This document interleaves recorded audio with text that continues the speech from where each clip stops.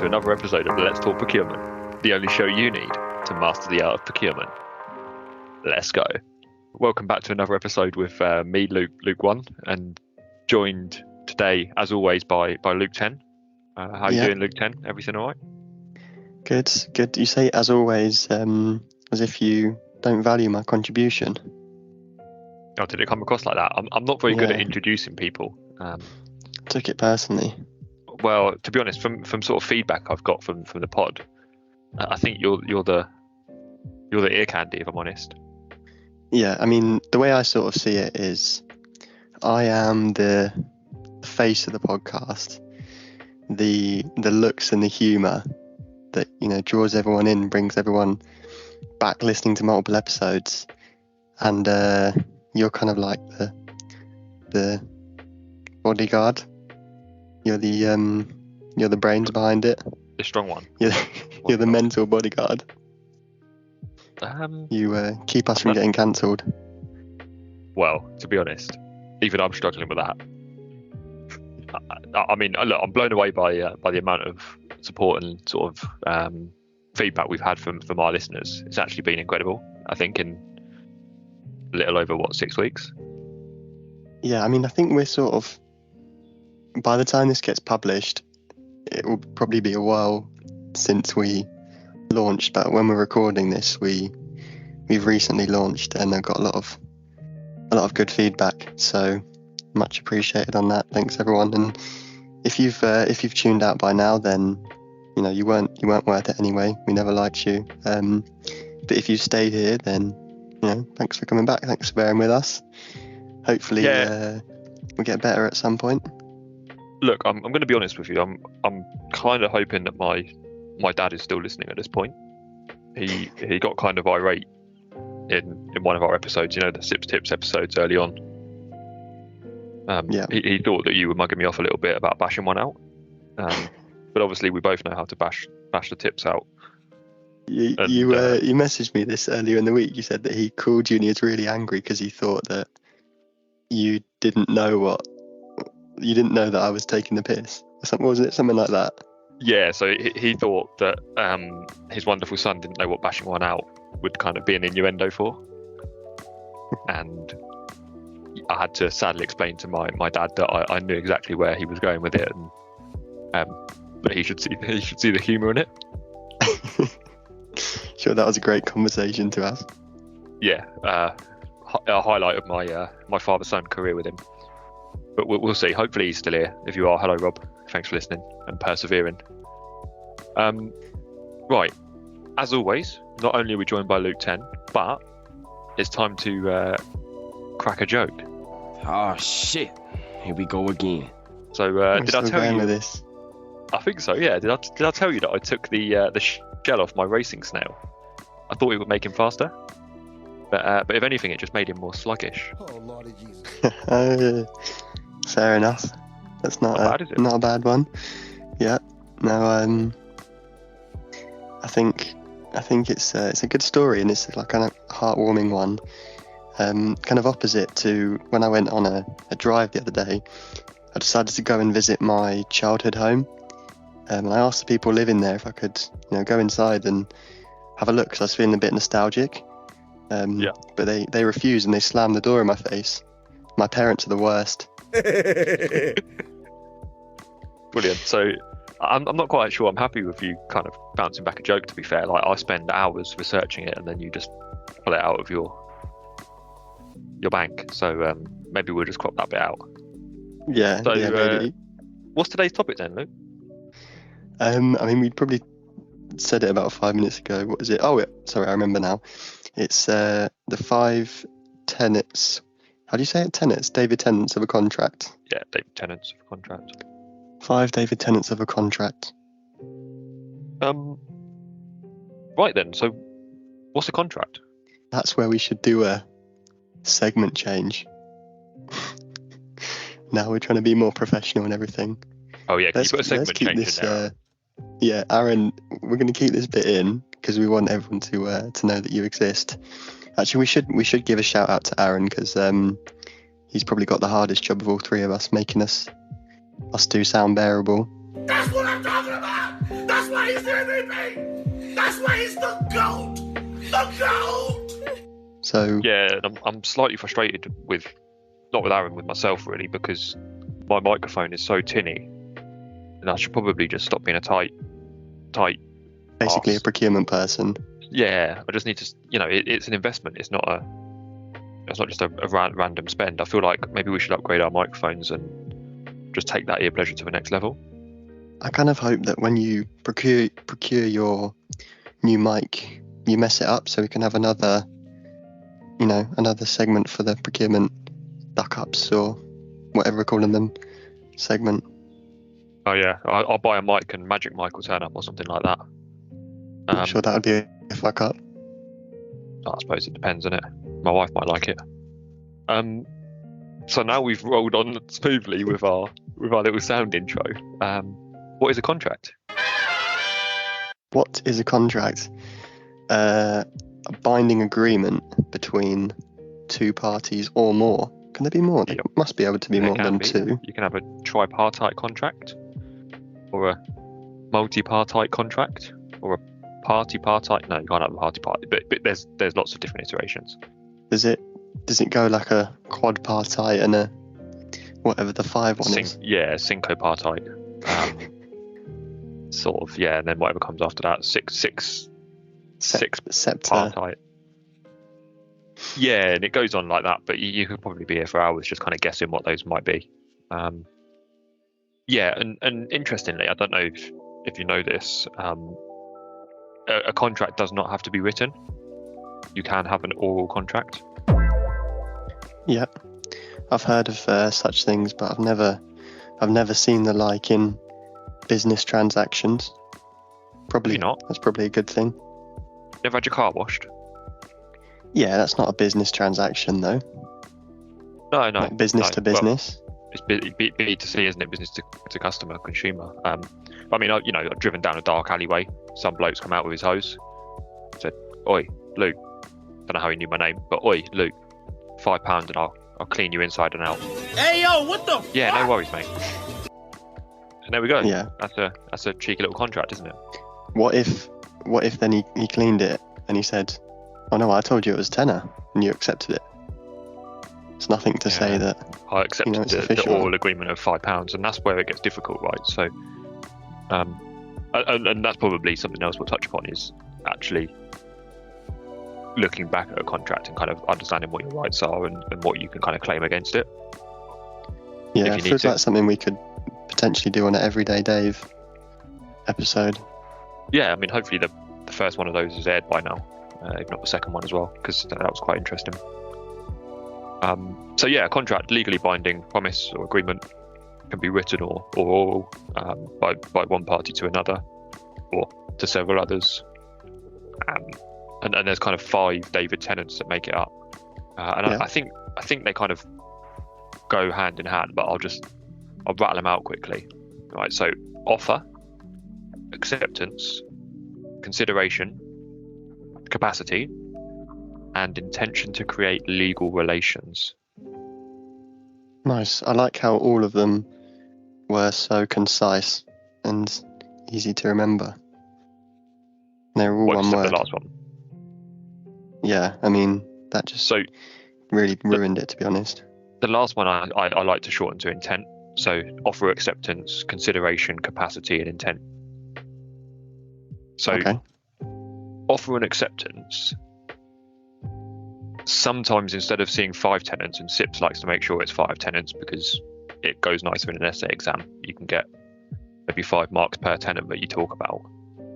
But actually, offer and acceptance together form agreement. So the bloke in the alleyway, he offered me £5 for a car wash, but that's just an offer, right? I could have driven past him Because you didn't accept it. because I didn't accept it. However, if I chose to accept it, then we've then got our agreement.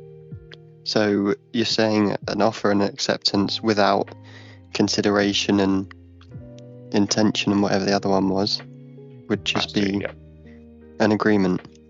Yeah, just be an agreement. It's not. There's other bits that we need to kind of get into. So, to go over offer and agreement, the offer can be made, and SIPS likes to take it quite back to its bare basics. The offer can literally be spoken, it can be implied, it can be written, and the kind of examples that they always go back to are a supplier just providing you with a quote. So even at a basic level, an everyday Dave level, strutting down the Tesco aisle when you see chicken nuggets, 50 chicken nuggets for £2, that's an offer, right? And until you take it to a till to buy it for £2, there's no agreement or no acceptance, right? So what happens if you get to the till then and someone, Mr. Tesco, says, oh, it's actually a £5? Would they be within their rights to do that? Or once they've advertised that price, then that's the price they've got to stick to?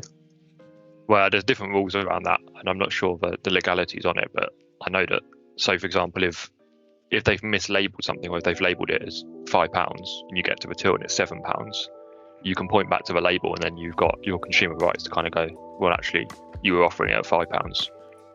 So you have to honour that. Yeah, but potentially the reputational damage of looking like a Karen in store might not be worth the £2 you could be saving.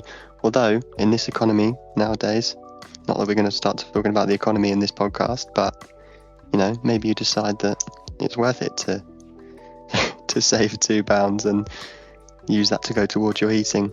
To be honest, I'm slightly disappointed with you, if I'm honest, Luke. I'm a big fan of Karens. I think Karens are something that the economy needs, and actually they're a bit of a dying breed. There's less and less Karens someone in called the Karen, schools. don't you? No, I don't, but there's less and less Karens in the schools these days, and if they are, they're kind of the teachers. So that the future Karens are kind of in jeopardy. Right. So you're saying you want to bring back the Karens? Well, I mean, yeah, kind of. I think we should, you're not going to name your daughter Karen because of the fear of the stigma of her turning into a Karen. But actually, what is the stigma? I mean, she speaks to managers, she's got confidence, she's tenacious. Everything we need comes from a Karen. So you're saying you want to bring back the Karens then? Yeah, I think we should make Karen great again. Make Karen great again. That's something. I mean, I don't know how many programs we've tried to start on this podcast, but we've started a lot. Maybe this could be our hardest challenge yet. Is to kind of make it so that Karens are liked again. Karens aren't too bad. If you know anyone who's called Karen and they're actually a nice person, then send them our way. We'll give them a shout out. Yeah, I'll tell you what. A little penny's just clicked as well. Sorry, forgetting Karen for a second. I know we love Karens. The cheeky little term, invitation to treat. Yeah. So invitation to treat is very similar to an offer, but it's more of a pre-contractual communication. So it's a little song and a dance to kind of get someone in. So quite often, SIPs might actually use, let's say, the price of a used car as an example of an invitation to treat, because you'll be walking down the road and you'll see it and you'll go, oh my God, that Ford Fiesta is only £17,999. And then you'll go in. But actually that opens the discussions. That doesn't necessarily mean you're going to go in there and buy it for £17,999. So that doesn't give you the right to turn up with a briefcase full of £17,999 exactly, and then you have the right to drive away with that car. Well, I think you do actually, but it's more for you then, because you're paying full price at a used car dealership. True. Which is why you'd hope a procurement professional isn't going in and paying full shop window price, and not, you don't want to be too Karen about it, but you got to get a discount secured. And now I'm talking about Karens. Actually, you set me off here. Procurement is just a profession for a Karen. We are professional Karens. I'm not sure if we want to be branding ourselves as that. No, but we are though. I mean, look, we speak to managers. We speak to, we're not scared to escalate things. We chase after a discount. And if something's delivered late, handbags. I mean, a Karen to me is someone who is like a bit annoying and goes over the top for no reason. Something small might happen and they go a bit mental about things and just basically being a bit irrational. And I I wouldn't describe procurement as that at all. So if you were hiring, for a procurement professional, you would just not accept a Karen? What, purely on the basis of name, or someone who acts like a Karen? Just purely on the basis of name and a bit, let's just say they rock up with a bob, handbag, 10-seater car in the car park. What are you saying? Well, I know there's a whole segment online about people whose name matches their occupation. I don't know, like a thirsty drink water is someone who works for a water company. I like that. But I don't believe that just purely a first name can affect your personality. So I would like to think that I'd be objective in my analysis of said Karen going for the job. If they fit the job description, then they're in. They're not just purely out just based on the fact they're a Karen. No, I'm impressed with that answer, actually. I thought you might be a bit more discriminatory given how you started this sort of Karen topic, but good. I'm a man of multi-different, of many, a man of many surprises, multifunctional. God. That was the most dysfunctional sentence I've ever heard. So, I can do many things, but saying a normal sentence is not one of them. No, look, I'm really excited for some of the episodes where we're looking at exploring, cultural differences and things like that. Because I know you've got a lot of knowledge and expertise in that field. In the accent field. Well, I've heard a rumour that might be one of your strengths. We'll have to wait and see. Please don't build it up, because it will be it will be atrocious. I think you have to start with low expectations. Don't want to get cancelled either, but I mean, I've seen a TV show called Phone Jacker, and I think you give them a good run for their money. Phone Jacker, good TV show. Anyway, we've gone majorly on a tangent, as per. So we've gone through offer and acceptance, and then I think we move swiftly on to the next one, which was intent. Yep. So, do we in your kind of? Actually, I was going to use your alleyway story. You and another man in a dark alleyway, but I think I might change it up back to a example that we like to touch on a lot is barbershop. Yep. So, if you're just walking along the street, someone comes up to you and shaves off your hair and gives you a skin fade, then asks you for a tenner. You didn't. What if you didn't want that? You didn't consent to that. Didn't consent. I do kind of like the idea of just like that being the way that barbers make money, just going up to people along the street who have bad haircuts and just giving them a good haircut, and then asking for money. Yeah, I feel like if that happened, you could give them a good nickname as well, like Jack the Trimmer or something like that. Jack the Trimmer. Yeah, just goes around fixing people, and hopefully not butchering their haircuts. Go on, carry on. That was your example, wasn't it? I think I got to the end of it. that was as far as the. Oh no! Story went. The intention. I mean, look. So if I'm down a dark alleyway getting a car wash, it's probably not the car washer. They're not going to have the intention to create a legally binding relationship, right? They're not going to give me a receipt. It's a kind of off record deal, but we're both happy because we get it cheaper and he doesn't pay tax for doing the work. However, going to a traditional car wash where you do get a receipt and you kind of got all the prices published and you kind of make that agreement, there is an intent from the car washing company to give you the service and also to basically sign up and agree that they will meet minimum requirements and they will abide by the law in carrying out the services. And there's intent for me because I'm sitting there in my dirty car and it needs a clean, and I've obviously paid for it. And you've driven into the car wash lot or wherever they're doing it. Yeah, and obviously that'll be different in loads of scenarios, but you kind of just what the courts will do is they kind of walk through the scenario and was there a clear intent from both parties to create that legally bonding relationship? How could that be referred to in like a business context? I know we do a lot of rambling about non-business stuff, but what would be an example of intent to contract in business? So a good example of it is, let's say you've called someone in to fix your water machines because they're broken. You've not agreed a price or anything, but the engineer turns up at the door, receptionist lets him in, and then he goes about his day and completes the work in the office.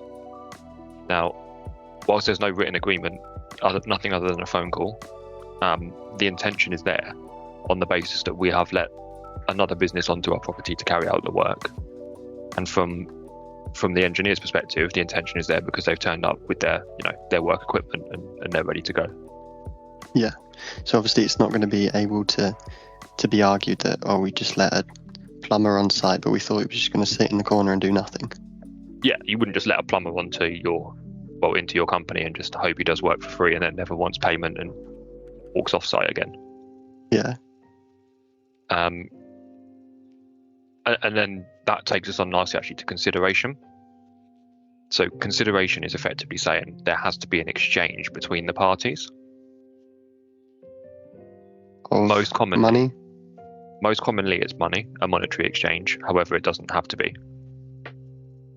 Like, as in, could be like, I'll give you my car for if you go and put some tiles on my roof or something. Yeah. So my gym PT, he will give me a PT session if I give him procurement advice.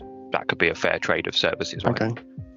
So it doesn't even have to be something physical. It can just be like it can be services. It could be services. I could I get 5 PT sessions from him in return for 50 AAA batteries. Fine. Yeah. Sounds like a good deal, to be honest. It does sound like a good deal. And then the final one is capacity. Any ideas on this one? I think it sort of means like if you're like 4 years old, we had to sign a contract that. There we go. That's better. So capacity, if I go into it and in kind of its definition format, the parties have to be over the age of 18 or 18, so 18 years of age or older. That's the UK law. It's the current defined law for being able to enter into a contract. So think about your mobile phones. To enter a contract, you have to be a minimum of 18 years old. The employee, if you're signing on behalf of a company, you have to have a formally delegated power of authority to legally commit employees of that company to a contract. And then you actually have to be able to carry out the contract.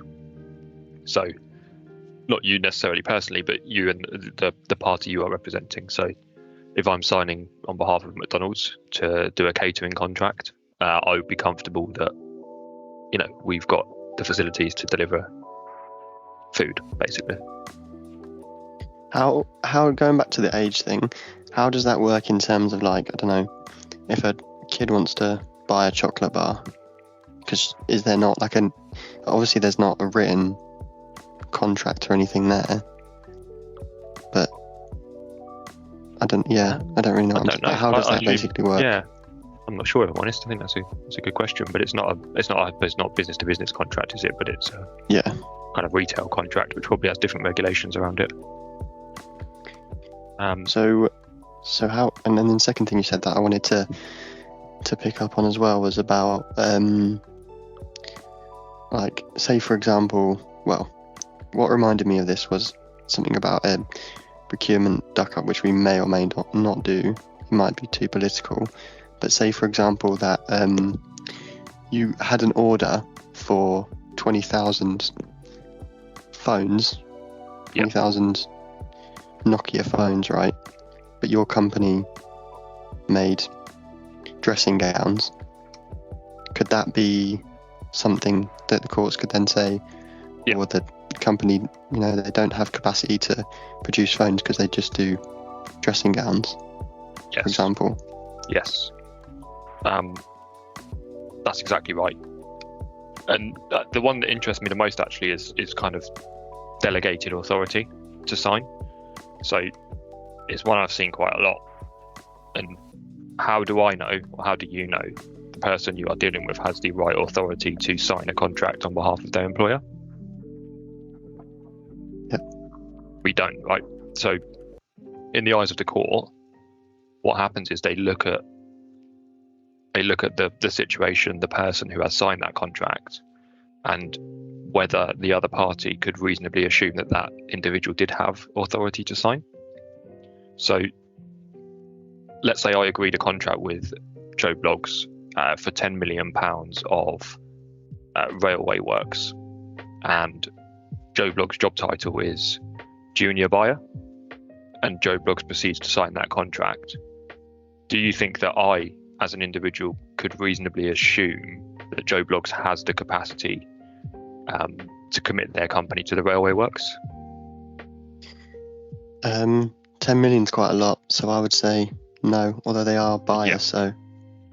So I would say Difficult. no, with a view to probably challenging it, or just making sure. So kind of getting someone else to kind of confirm that that individual has authority at the supplier side.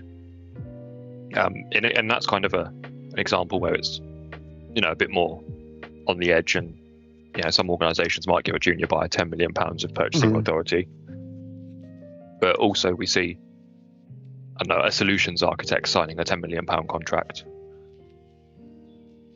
and then you've got to go, definitely well, not. hang on, yeah, and especially in this day and age where there's a lot of directors sitting in a company, I feel like directors kind of lost its seniority or its kind of meaning.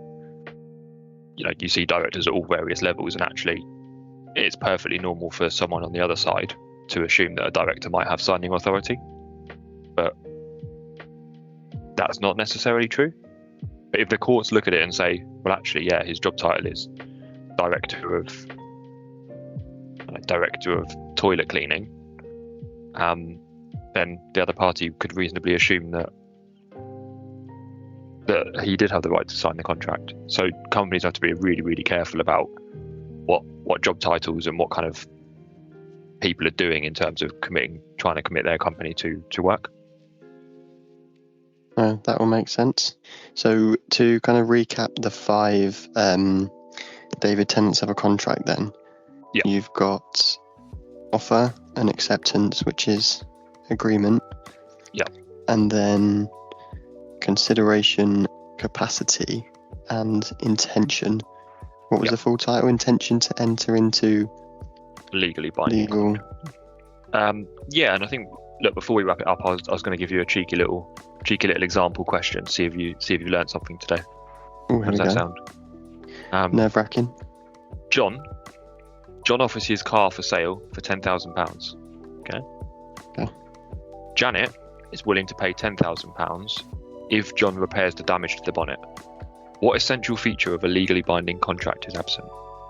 So we'll go over it again. John okay, offers cool. his car for sale for £10,000. Tiffany is willing to pay. Tiffany, hang on, it was hold Janet on. a second Hold ago. on. That's her middle name.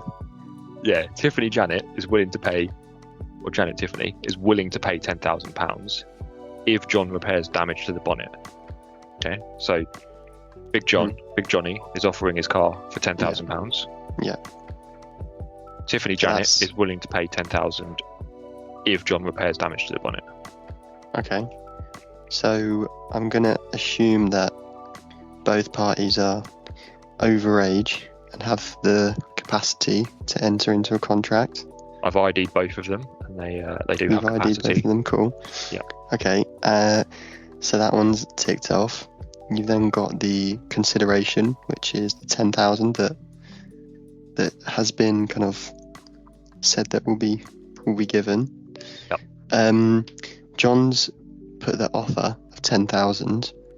Janet's returned a counter offer Yes. of 10,000 if the bonnets are repaired, and that So signals intention from both Yep. of them to enter into a contracting relationship, which then leaves, if my calculations are correct, acceptance.